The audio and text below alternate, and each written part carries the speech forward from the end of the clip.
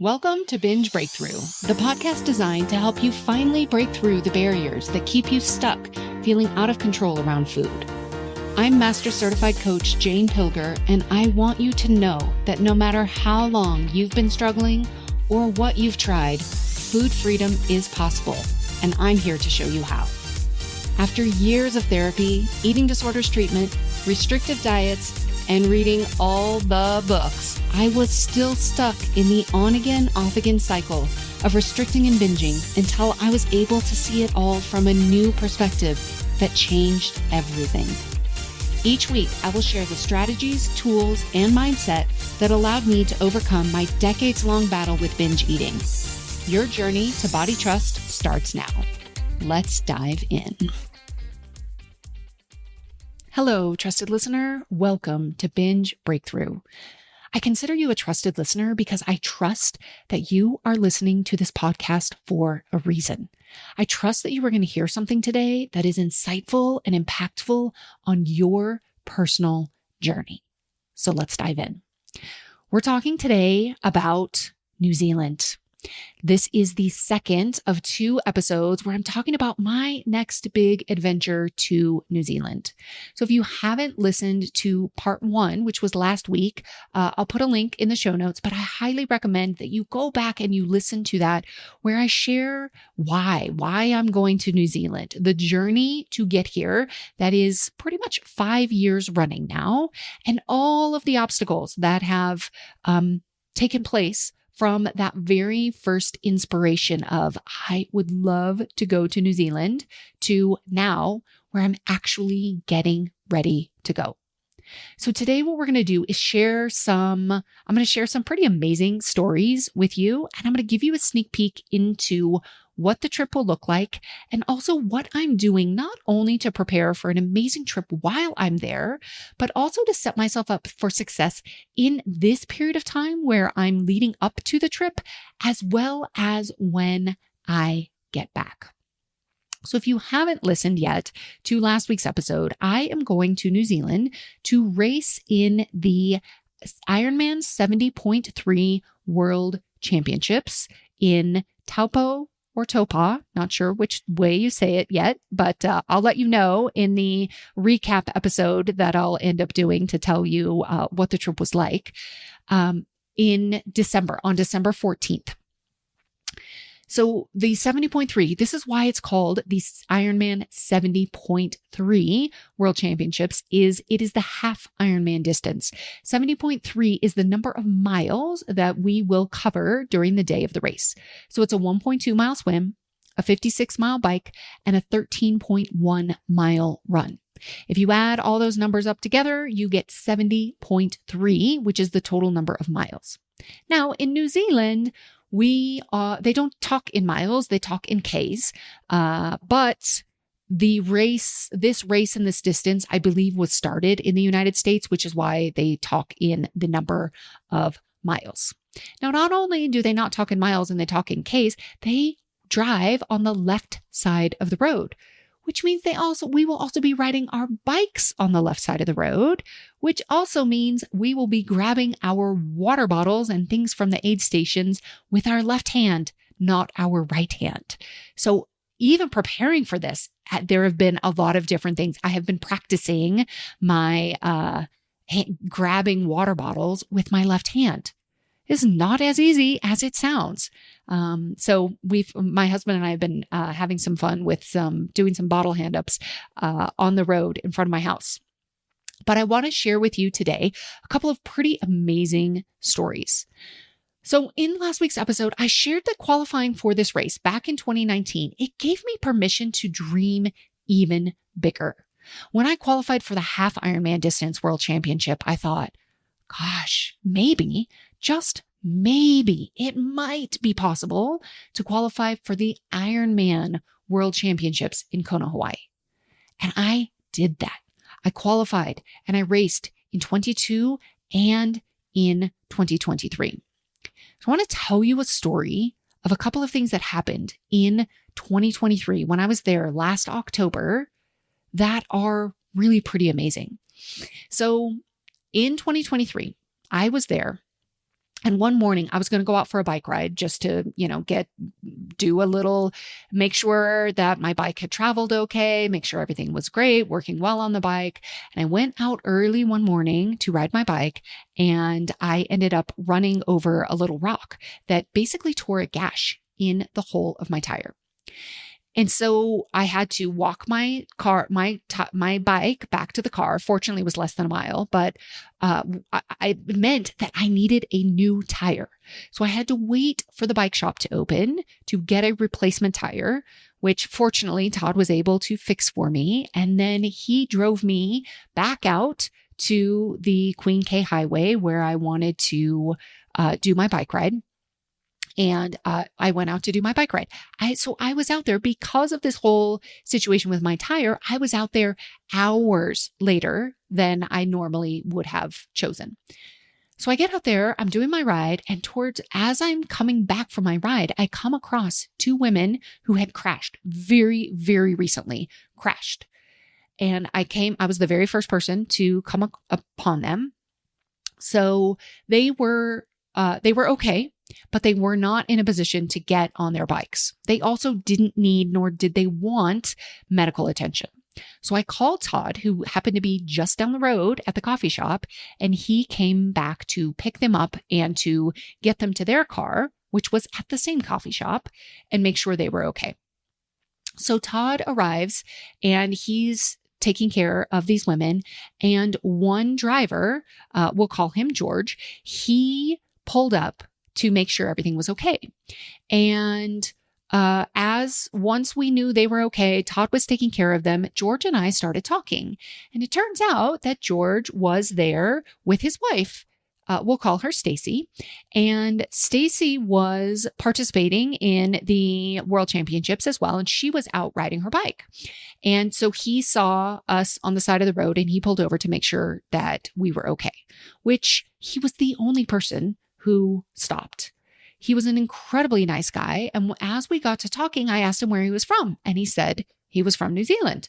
And I said, New Zealand. I love New Zealand. I'm going next year for the World Championships, the 70.3 World Championships. And he said, oh, wow, that's amazing. And he tells me that he and his wife live pretty darn close to where the race is, and asked if we had a place to stay. And I said, no, not yet. And he said, well, here, let me give you my wife's card and you can reach out to her.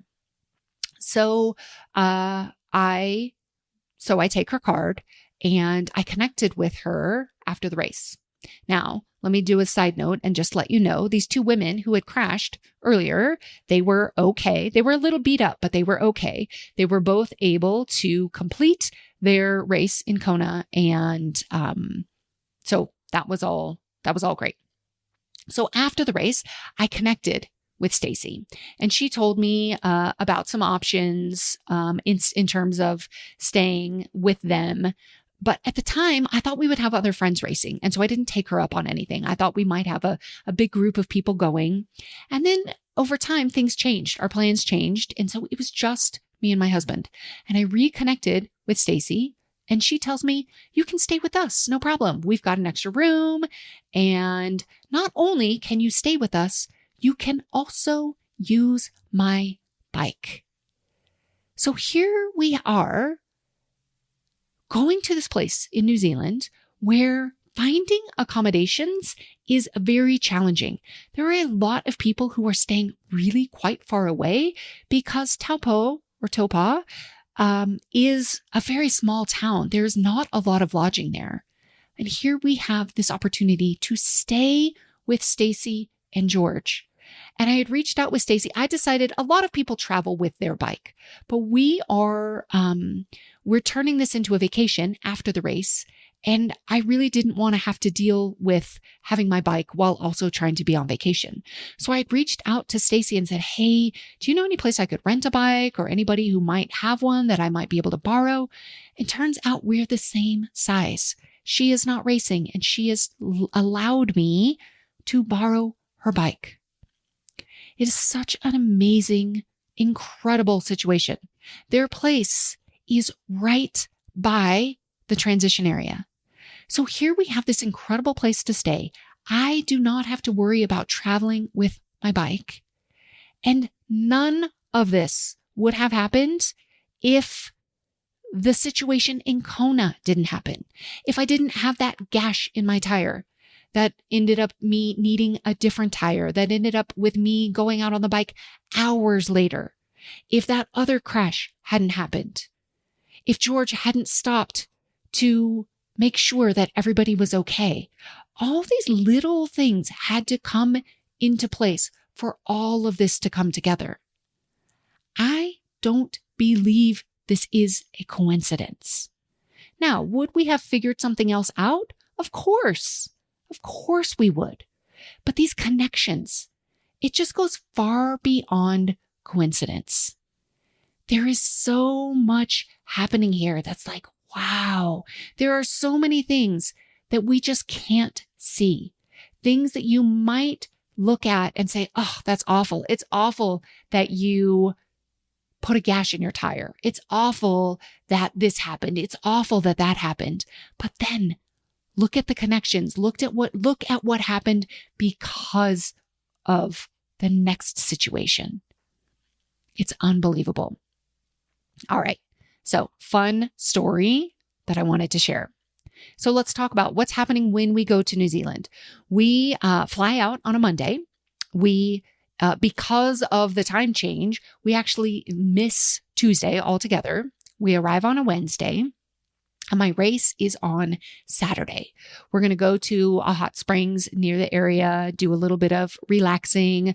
We'll drive the bike course. Todd will help me get the bike fit and set up so that I can be as comfortable as possible on it. They have a parade of nations for the athletes who are coming from all over the world. There are 2,000 athletes racing this race over 2 days. The women will race on Saturday and the men will race on Sunday. So I'll do the race on Saturday, and on Sunday we'll go and we'll watch the men race. Then we're going to fly for New Zealand is 2 different islands. There's a North Island and the South Island. And Taupo is in pretty much the middle of the North Island. So on Sunday evening, we're going to fly to the South Island to Christchurch. And on Monday is actually Todd's birthday. So we're basically going to spend another, 9 days there in New Zealand, purely in vacation mode. We're going to celebrate Todd's birthday. We're going to do several things in Christchurch. We are going to go up the coast to a place called Kaikoura that is known for a lot of sea life, a lot of the marine sea life. We have all kinds of adventures planned. We're going to go on a dolphin tour. We're going to go whale watching. We're doing a penguin encounter. We're going to go on some obstacle course. We're going to do a lot of hiking and walks. It's really going to be incredible. After we go to Kaikoura, we're going to go back up to the North Island to Wahike Island, which is just off the coast of Auckland, which is very much at the northern tip of the North Island. And then we're going to fly home on Christmas Day. It's going to be an incredible, incredible trip. So there's really a lot happening. We kind of have the first almost week of the trip is really for the race itself. And then it's going to be all about just adventure, vacation, having fun, and really exploring the land and being together. So I've talked about before in previous podcast episodes about intentions and setting an intention for really anything and the power of intentions. One of my recent podcast episodes was all about the power of intentions and how you can use this really in any area of life. I love to use intentions for trips, especially. So I have a handful of intentions that I have put together for this trip. One is to just enjoy every moment and to be in the present moment, to be all in wherever I am. There are so many things happening. It will be very easy for me to be in the future. What comes next? What about this? What's happening tomorrow? Okay, I need to be sure that I'm ready for this. Okay, well, the race is happening here. We've got to do this. We've got to do that. Kind of being in the future, making sure that like what's coming is taken care of. But when you're in your head and when you're planning the future, you aren't where you are. You're not in the present moment. And the present moment is all we actually have. This very moment right now. So I want to be in the present moment. There are going to be so many different present moments throughout our time there. And I want to enjoy them. I want to be in the present, to be all in wherever I am. When my husband and I were there in 2015, almost every day we were there, at the end of the day, we said, best day ever.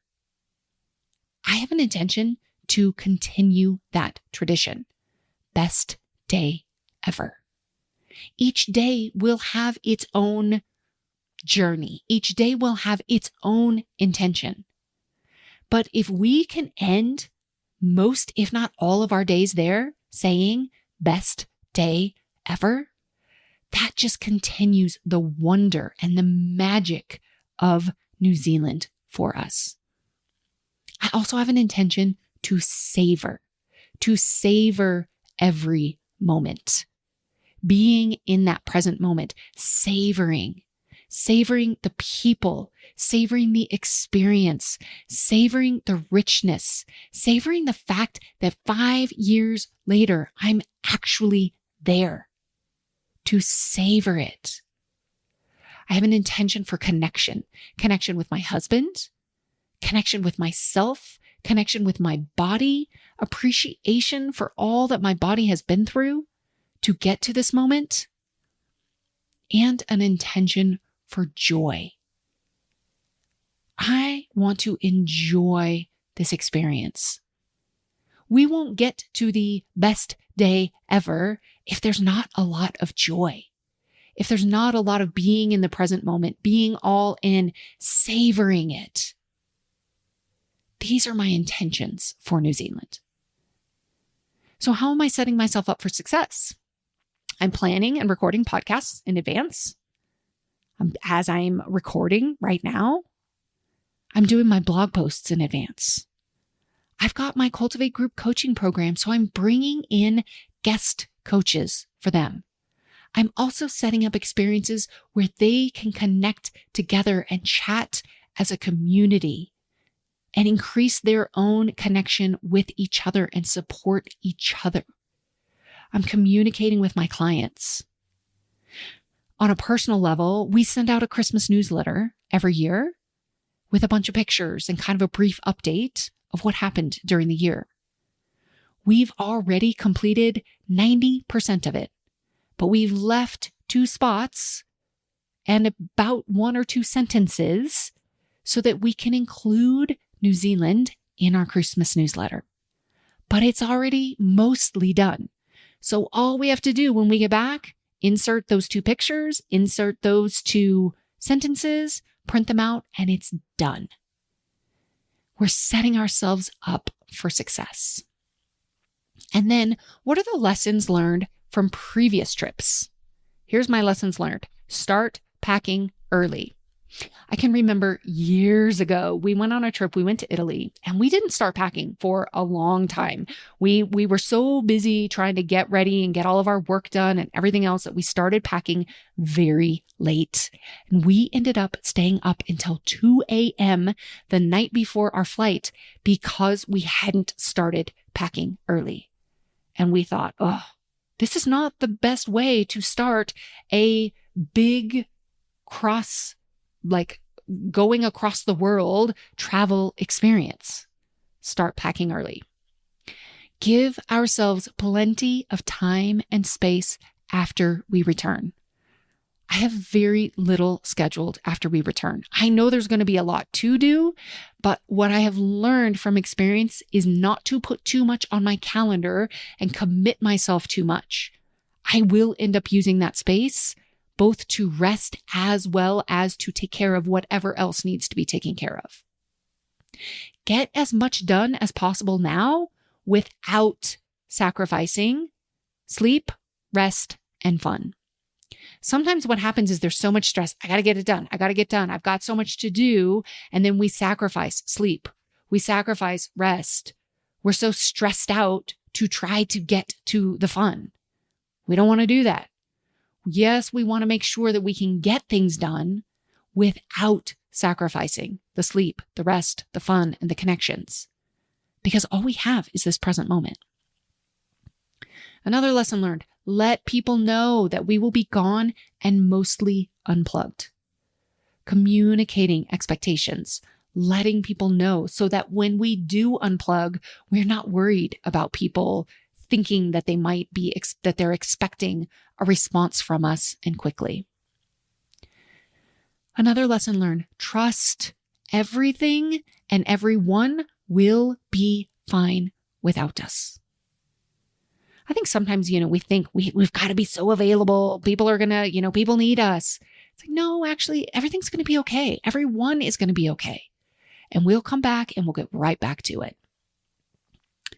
Another lesson learned is to write a few sentences each day about what happened so that I have it to document afterwards. Sometimes when I look back on things, it's hard to remember. But if I just write a few sentences each day, if I want to do a photo book, if I want to do a blog, if I want to do something else, it's easy for me to do that because I've just taken just a couple of minutes each day to write about what happened. So those are my lessons learned from previous trips that we are also applying to this trip. So in 2019, I knew I wanted to go and race in New Zealand. I never thought it would be 5 years before I would be there. But what's kind of fun when I think about this is it's like finding the middle ground of the pendulum. I so often see this, people with their black and white thinking, their all or nothing thinking. It's like being on the pendulum. You see this especially with binge eating. Somebody says, I'm either eating none of these foods that I think are quote unquote bad, or I'm eating all of them. When I first had this dream, I kind of was in that black and white thinking. I either thought I'm either going to New Zealand next year, or I'm not. All or nothing. I'm either going or I'm not. That wasn't the case.